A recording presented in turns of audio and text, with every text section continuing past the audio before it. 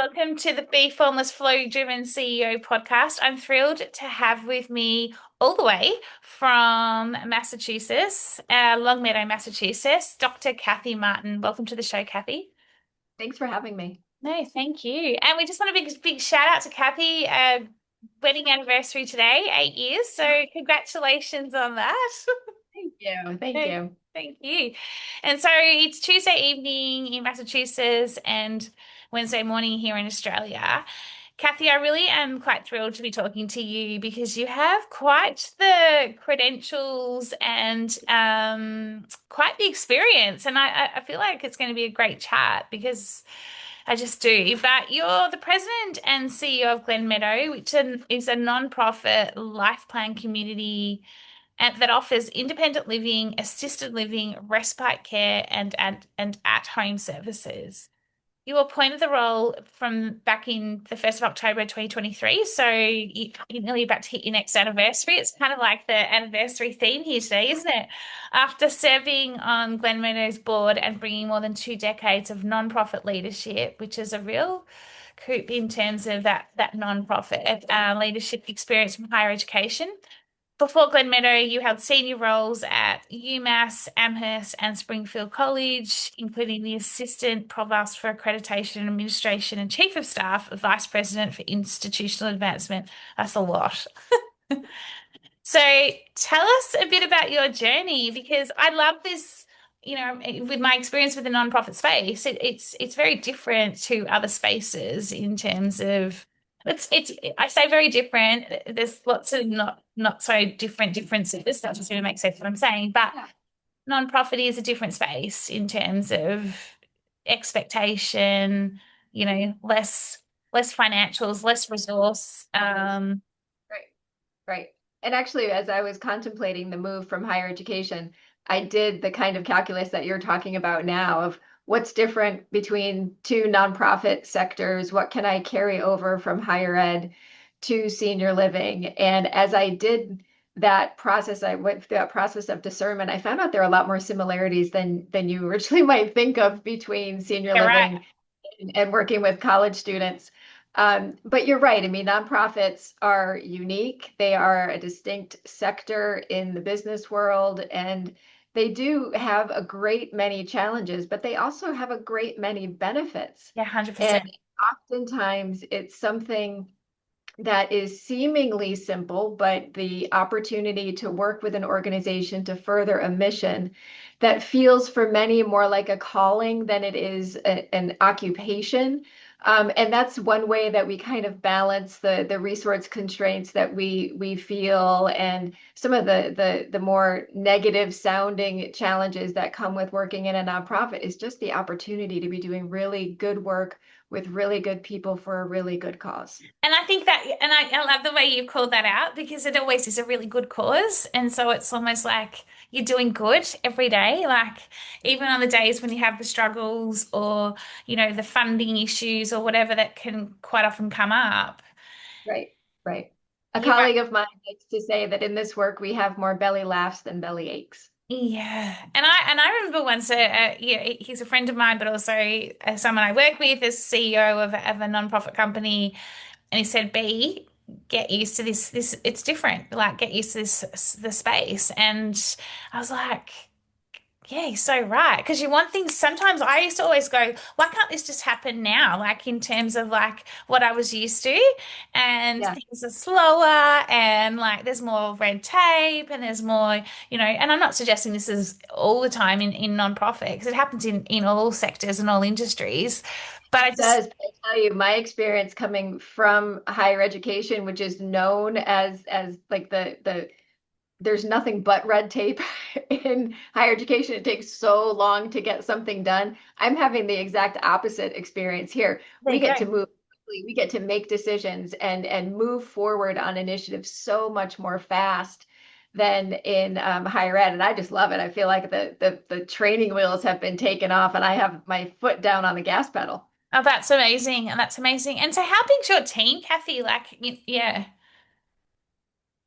Say that again. How big's your team? How big's your team? Like Oh, how, sure. We yeah. so we have about 250 employees. Mm. And I have 6 direct reports that comprise my leadership team. Oh wow. Okay. How do you handle like what the from a culture like what's the culture t in terms of going from higher ed to this culture? You said there's a lot of similarities between students and elderly care. What about Yeah, what about cultures and things like that as well? I think from my perspective, one of the themes that comes through from higher education to senior living, and it seems so basic, but it's really important, is kindness. Mm, And you want college students to feel welcome when they arrive on campus, and you want your faculty to feel like they're contributing to the mission, and the same for your staff. And it's no different here. When a new resident moves in, we want them to feel like it's the best day ever, that they get to come to live at Glen Meadow and not feel like they have to live at Glen Meadow. And one of the things that I really appreciate about our team and our culture is that when I ask residents what's their favorite part about living here, they always say the staff. And when I ask the staff, what's your favorite part about working here? They say the residents. And it's not anything that we have instructed. It just happens organically. And when you start from a place of mutual respect and from a place of kindness, everything works better. mm, So we've approached our culture, defining our culture around kindness always and growing together. mm, And those are 2 pieces of our culture that really thread through every population that we are working with, whether it's our residents, our staff, the family members of our residents, and even guests and vendors who come to campus. We want everyone to feel welcome, and that begins with being kind. I love that. And it's so important, isn't it? Like in the world we're living in today, like sometimes I think we forget what it means just to ask someone how their day is going, or, like it's just the simple things in life around that kindness or the gesture of being kindness versus I read this fascinating article the other day around non-responsiveness, and I thought it was really interesting in terms of just the world we're coming into or that we're in. And it's almost like we're down like this. And yet, what if we just looked up and what if we responded to people and what if we talked to people? Because everyone's doing the best they can with what they've got right now. Right, right. And it And does goes a long way, kindness. it does. And we took it a step further, and you just touched on it as well, that when you ask someone how they're doing, stop to listen to the answer and really listen to the answer. Look somebody in the eye. And it's such an interesting shift when you're working with older adults. I have experienced an actual slowing down of my pace during a day because, walking down a hallway at Glen Meadow, our residents may not go at the same pace that I would normally go walking down a hallway, but I don't want to, kind of buzz by them, pass them on the left and move on to where I'm going. That's an opportunity for me to make a connection, have a conversation with a resident and slow down for 30 seconds and walk down the hallway with them. That's the best part of my day, is the Mm. opportunity that I have to interact with our residents, and I don't want to pass them by. So it has literally made me slow down during the day. And do you think it's literally made you slow down from your previous role to this role you've come into now in terms of like, what I mean by that is I'm not suggesting that you're stopping, but like that, I guess where I'm going with this is we've been hustling for so long as leaders, and it's always like push, push, push, push, push. And I was actually having a conversation with this just before this pod with you, and we get so used to it. And we think that's the norm, and that we've just got to keep going and going and going. And yet, you're working with these people at a time in their life where they're in their twilight years, and who knows how much longer they've got. It gives you perspective, right? It gives you a perspective. It absolutely does. And I have slowed down. I still have what many describe as an overdeveloped sense of urgency. But what has changed for me is that glorification of busy. That I used to feel like I need to be the first one in, the last one out, and how busy am I compared to my colleagues and who's doing more. And that's irrelevant here. That's not the perspective that I want my team to have either. I want them to approach the work because it's the work that we need to be doing, and to use it as an opportunity to develop their teams as well. So part of the shift for me, and it's predominantly from the difference between the structure of a chief of staff role and the structure of the president and CEO role. As chief of staff, you're supposed to do all the things. As president and CEO, there's a very different message if I do all the things. So it has required me to pause more and say, nope, I don't need to be doing that. I need to be doing this instead, and use my developing delegation skills to help spread that work through my team and not try and take it all on myself. No, it's a big switch, isn't it? Like, don't you think like the delegating piece is huge? Like, it's like when you get told you need to delegate more, and I'm like, okay, but how? Like, because you're so used to being in control, doing everything, and if someone's not doing it properly, you take it on yourself and just, I'll do it anyway. How did you Well, adjust? I think that's where being a teacher helps in some ways. I can pull that skill set back in some ways. I'm not perfect at it by any means, but having the patience to help someone learn how to do something, knowing that it's not going to necessarily be the way I would have done it, but it's going to be enough to move it forward. Mm. And then we can continue to improve upon it.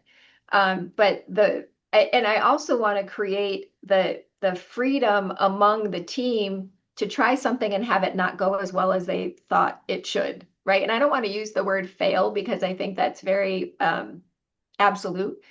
That we can try things and maybe it's not the best, and we try something else, or we tweak it, or we learn from what that process is showing us, and that's as valuable as me doing it and doing it perfectly, whatever that means. But I want my team to have this spirit of experimentation, and let's try some things. And if it works, great, we keep doing it. And if it doesn't, we try something else. And with in full disclosure, that works better in some areas of senior living than in others. Obviously, that's not something that we're going to do in nursing, for example. But when we're looking at our processes, let's try something. Maybe it's a new program, maybe it's a new way of doing an operational behind the scenes process, that let's see if it works. And that spirit of experimentation is something new for a lot of the members of my team. So it's fun to work with them to help them be comfortable in that kind of environment. Yeah, I love that. And it's for me, it's test and learn. Like it's test, learn, iterate, test, learn, iterate. It's almost like a relearning, right? You learn and then yeah. And the experimentation, it's where the magic comes from. It's almost like that ability to drop all your thoughts that you had and come in with, just like what's possible, at the end of the day, what's possible, and having that mindset. I want to switch it up a little bit. You're working in a space where, like I said earlier, people are the twilight years, what you want to call it. And I also want to talk to you about the generational piece here as well, because people are living longer, people are getting older. What are you seeing? What are you seeing more of? Are you also seeing that as part of that people are working longer as well? Like in terms of, is there a specific point in time when people are coming to Glen Meadow for independent living still, and they're talking to you, or you're hearing stories where they've worked right up until they're in Yeah, their late we- 70s? Like, are you seeing any right. statistics or Oh yeah. research around that? Mm. And we have some residents who are still working. It may be part-time, but they're still getting up and going to the office every day. But I think the experience for everyone who comes to Glen Meadow is different. Mhm. And for many of our residents, the choice to move to Glen Meadow is a real desire to just not have to deal with life's overhead anymore. I don't want to worry about mowing the lawn. I'm done shoveling snow or skimming the pool or whatever it happens to be. And you come to an all-inclusive environment at Glen Meadow, and you don't have to worry about going grocery shopping. You don't have to worry about that question of what am I going to have for dinner. And there's this release that happens for our residents that they can just do the things that they want to do. And I had a resident stop me in the hallway the other day and say, how do you expect me to go to 16 programs today? I'm like, I don't expect you to do anything. You can go to 16 or you can go to two. So it's creating this environment where they can do all the things that they want to do. And I think the misconception is that when you reach a certain age, you're supposed to fade into the background. And that's not what is happening at Mm, Glen Meadow at all. This is an incredibly vibrant, active community. The average age of our residents is mid 80s, and you would never know it. They are out doing volunteer work. They're playing games with their friends. They're leading programs at Glen Meadow. We have a resident who's a Shakespearean, and wow. he teaches teaches us. I say us because I went to the program today. He teaches us about Shakespeare's plays. It's so engaging to be a part of this community. So I think part of the challenge that Glen Meadow has taken on is let's redefine what it means to get older. That Mm, it's not a stepping back. In many cases, it's a stepping forward. mm, And one way that we have done that is we have founded an awards program in Western Mass called the Age of Excellence Awards. And it's intended to lift up the accomplishment and the inspiration of people who are over 60. It's let's highlight all the great work that this population is still doing and not focus on the decline that many expect to happen. mm, I love that because it's so important, right? We're at a point in time as well with like we've got how many generations have we got in the workforce in terms of like five or so. And then you have got this aging population, and it's almost like what you're saying is, well, how do you redefine that even in terms of your life isn't over once you retire, once you hit a certain age. And Right. I love that because it's true in terms of we always thought once you hit 60, you're like that's it sort of thing.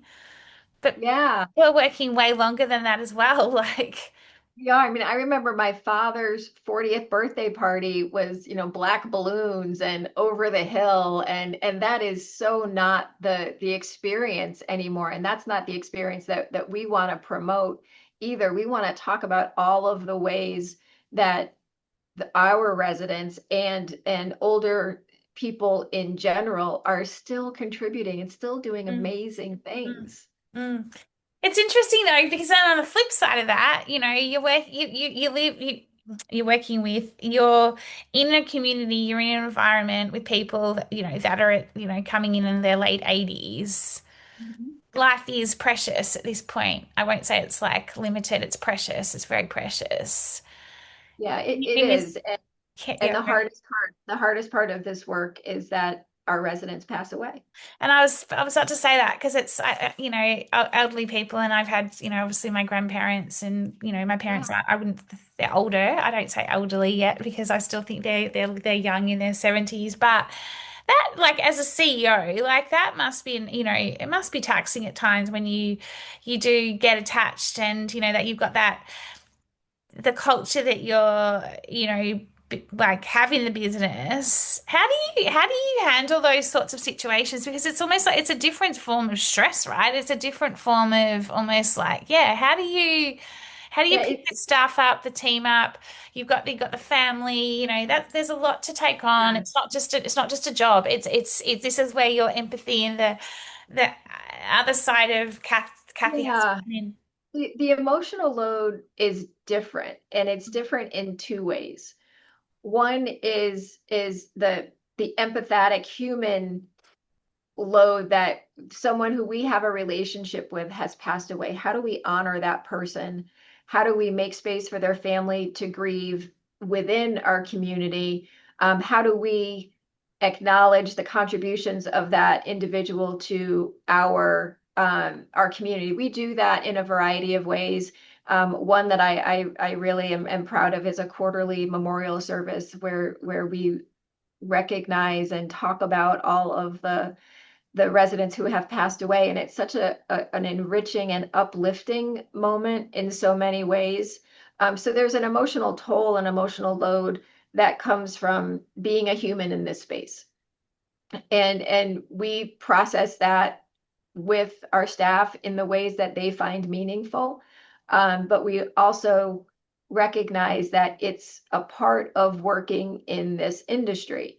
The emotional load as the CEO is different because you think about occupancy, you think about Mm. how, now there's one more apartment that we need to reoccupy, there's this moment where it's like, yeah, but that's so and so's apartment, like that's our resident's apartment, and there's a tug there between I have a business to run with we've just lost someone that we consider a friend, and how do you manage both of those very heavy emotional loads, not only for me as an individual, but for my team as well.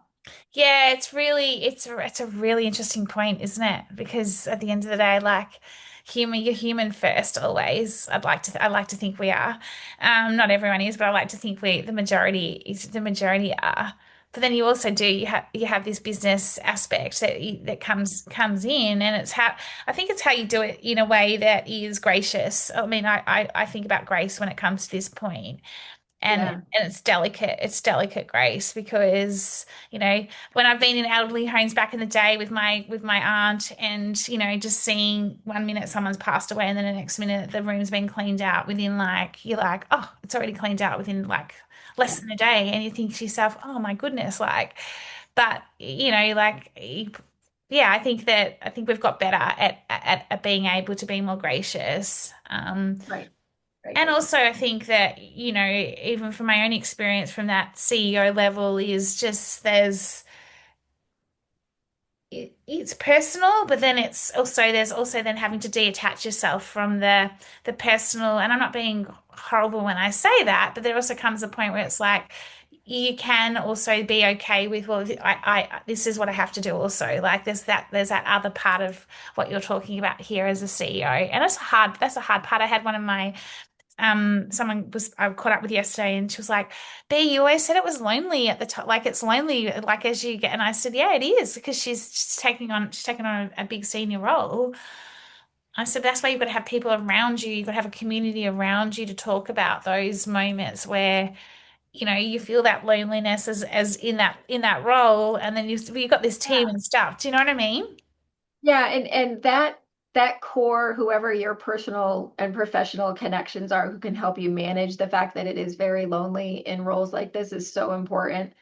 And one of the ways early in my tenure at Glen Meadow that I started to get my head and my heart around the idea and the fact that our residents would pass away was I tried to connect it to the concept of graduation. Mm, That when you work in higher ed, the goal is to help your residents graduate, whether it's in 4 years or 5 years or 6 years.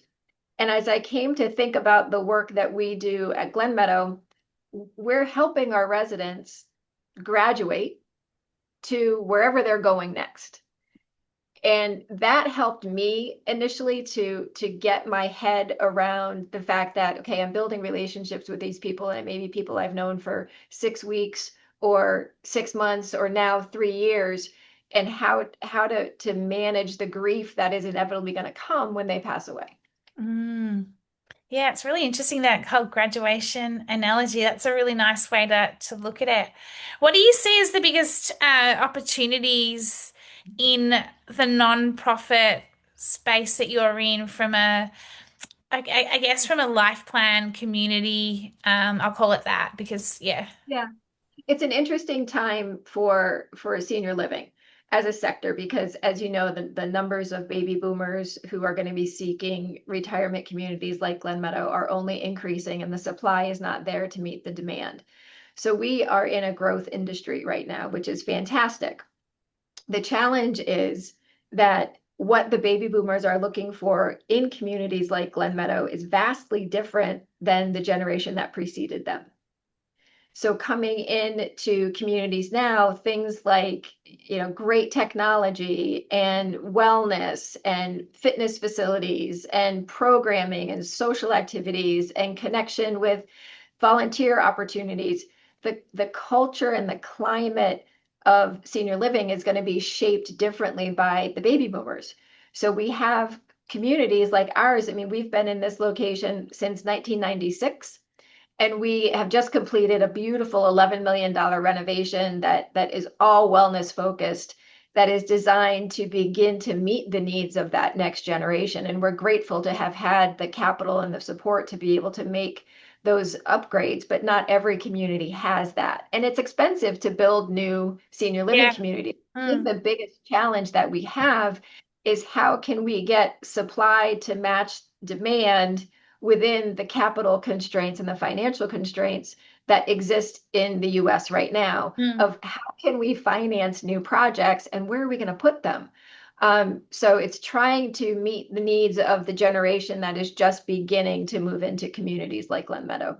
Yeah, it's a fascinating point because it comes back to what you were saying earlier, like and we were both saying, your life isn't over. You're not over the hill at this age, and you want to keep up with it. Like I know my mum's all interested in AI and everything else, and like she wants to learn. Like the minute you try and do something for her, sometimes she's like, I can do it myself because it's just like this fierce independence still, and I love it, right? And so And what they you still want to learn. They yeah. still, our residents are clamoring for more AI instruction. Because they're interested in keeping their mind sharp in learning new things and engaging with local faculty members and other experts just in conversation. And it's a wonderful environment to be a part of. Mm. And then do you, as part of that, like, do you like, I mean, this is a bit of a random question, but I'm going to ask you anyway. In terms Sure. of like understanding what these baby boomers are wanting more of as, as you're reshaping what is the life plan community and essentially what you're doing at Glen Meadows, do you use them almost as like some of them as almost research, um, like research groups, like the like how does it work, because you need to like for me it comes back to consumer research, right? Tapping to that inner psyche, understanding, well, what is it that they're looking for, what is it they want. It's because it's a transition from their home now and what they're used to coming into assisted living. Yeah, it's not only what amenities they're expecting, but what kind of apartment are they looking for? Our apartments our largest apartments are 1,500 square feet. There is some data right now that the baby boomers may want three-bedroom apartments. We don't have three-bedroom apartments, right? So, one of my colleagues like to say that working at Glen Meadow is like working with 150 grandparents every day. I think it's working with 150 consultants every day because they are wonderfully generous with their feedback. And it is like having market research opportunities. And what do you think about this? Or what do you think about that? But it's also access to their families who are the baby boomers who are going to be moving in. And we love to take families on tours because as the parent or the loved one is looking at Glen Meadow and might be hemming and hawing a little bit, I guarantee you that a younger person who's with them is saying, I can't wait to move in. Like, what's your age limit again? Like, what is it? Is it 62? Put me on the list. So Yeah, we're in. yeah. But um, it's helping hone how we can differentiate ourselves from other senior living communities in Western Massachusetts or beyond as we continue to have more couples in particular moving here from wider geographic distances because their children are located nearby or the grandkids are Mm. here, that sort of thing. So you're right. It is a prime market research opportunity, and I'm so grateful for all the feedback that I get from my residents, and they, as I said, are very gracious with it. Yeah. I've got a couple more questions for you. Patience. Patience as a CEO, and you're laughing at me a little bit, but patience is a virtue, right? Yeah. You're working in a space where, patience is almost tenfold because, like every CEO, every leader has their day where, they're not feeling it necessarily, having an off day or under a lot of pressure, like you're raising capital or, for your patience must have to be pretty high in terms of if you're walking through Glen Meadows and you've got a ton on your mind, for example. I'm just painting a picture here. and you're like, I don't have time for any of this today. I just need to sit down. I just need to get to my desk and do the work and concentrate or whatever. How do you as a CEO and a leader, how do you remind yourself of that need to be present and be patient, even when you feel the amygdala, for example, the back of the mind here just going, get out of here, like you've just got to keep going, just don't even talk to them. Like how do you manage it? It's a constant internal dialogue, and one of the ways that I've always managed the high stress that comes with the work that we do, either here or in higher ed, is when I'm really in the thick of it in those moments, and I'm having one of those days. I find 5 or 10 minutes just to interact with residents, and that helps me gain some perspective that whatever is coming across my desk is for a purpose. Mm. And to have 5 minutes to talk to a resident reminds me of why I do this work. That's powerful for me. And it goes back to something that you said earlier as well, that I don't have necessarily a long time with any of my residents. And I would much rather take an extra 5 minutes to talk to someone in the hallway than miss that opportunity, because you never know what's going to happen. And the work is always going to be there, Yeah, I say that same. but my residents won't be. Mm.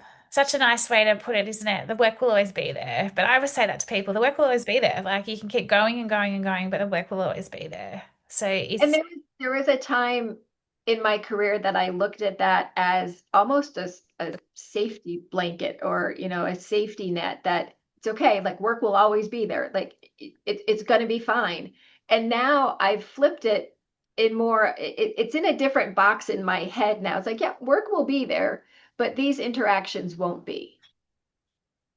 no, So it's not, I'm on that page. Like I've always had that page in terms of work will always be there, but you're yeah, like you, the people you're the elderly won't be, or your holiday will go away. So you can choose to work the whole time on your holiday, or you can actually choose to be present. This is coming back to being right. present in the present moment. I think when you have a present conversation as such, it very quickly rips you back into getting that fresh perspective where it's like, you know what, like.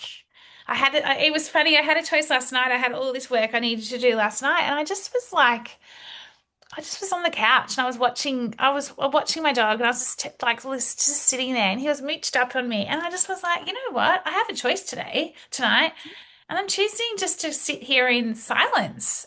And Right. I did that for like 10 minutes, and I was just like, okay, I'm done for today. And it was just enough. Like it was just versus that forcing. And I know that's completely different, but it's the point is it's around being the pause equals the presence equals that fresh Absolutely. perspective.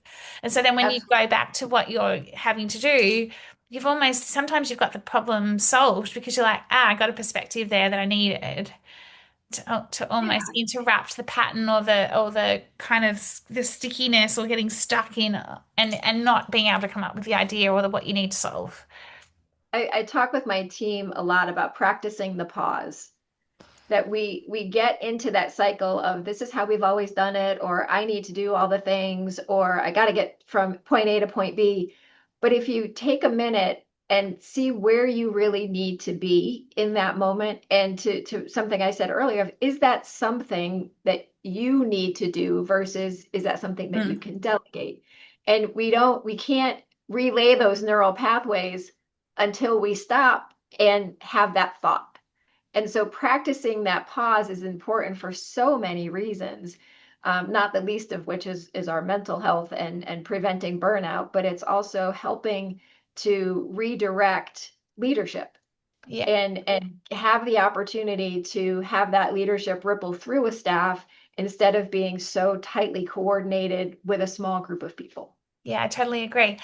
One last viewing you on when people book in for the podcast, it's Mhm. like, what's the first, I should say, what's your unique insight or experience that, in terms of in life, leadership or business? Yeah, something that has really shaped my approach to everything is my experience as a student athlete. and I was a field hockey player, and I was a defensive field hockey player. So I wasn't the one scoring the goals. I maybe stopped one or two from going in, but I was not getting any accolades for scoring. And my father told me at one point, he said, you know, that goal wouldn't have happened if you hadn't stopped that ball or stopped that attack. And I was like, you know what, that's a really interesting perspective. And it helped me in two ways. It helped me to see that you can be a leader from wherever you are on the field, and that everyone has a contribution to the goal. Mm. But it also means that I, as a defender, had the opportunity to see the entire field. And so I could see plays kind of developing. And so I was able to think two or three passes down the field, so to speak, and that has is translated into my leadership now for what I call field sense, of being able to see how all those dots connect and what the possible eventualities might be of any particular action. And that has been invaluable to me in every position that I have had, of that ability to see all of the pieces and imagine how they work together.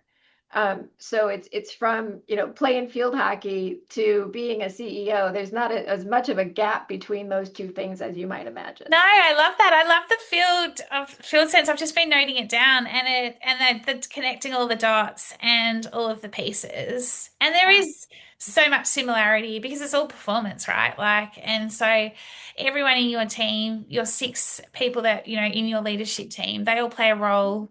And then you've got the rest of the team like on the field. So I absolutely love that. I love that analogy. It's great. It's a great one. The team laughs at all my sport metaphors, but I think of myself not as a boss or a leader necessarily. I think of myself as a coach, Mm. and my job is to help my team navigate the game that's in front of them, right? And making sure that they have the skills and the tools to make decisions along the way. So I'm there as a guide as opposed to the person who's doing the work with them or for them. So I I love think that. of And my I love that more as a yeah, I love it. And it's for me, it's navigating the game forward, bouncing it forward. Like it's like kicking a ball. It's like hitting the the I don't know what you call the hockey ball, sorry, ball. but yeah. Yeah. Yeah, but it's just it's bouncing it forward. It's not going backwards. It's how do you go forward? How do we find out more about you, Kathy, and all your rich insights? And how do we find Um, out more about Glen Meadow? the best way to find out about Glen Meadow is at our website, which is glenmeadow.org. And I am on LinkedIn and welcome people connecting with me there. It's under Kathy Martin. So I look Thank you. forward to connecting. Amazing. And Great. hopefully you do have a wonderful evening with your wife for your anniversary. So thank you so much for your time. I've really thoroughly enjoyed chatting to you. And it's always nice to have, that fresh perspective, especially from a non-for-profit, but also in, that life plan community. We're all going to get older. I don't know. I wish there was another way to say it, but we are all going to get older at some But point. So we but are. it's what we do with those years, It's what we do right? with those years. Yeah. And I'll leave you with what I say to most groups that I speak with is, we are ready when you're ready. So if you ever find yourself in the States and want to come visit Glen Meadow, you have an open invitation. Yeah, I do love the name Glen Meadow. There's something peaceful about that Glen Meadow, Yeah, like I've already can visualize what's going on here and especially your new development. But thank you so much. Have a wonderful evening and really appreciate your time. thanks. Great talking with you. Thank you. Bye bye. Bye.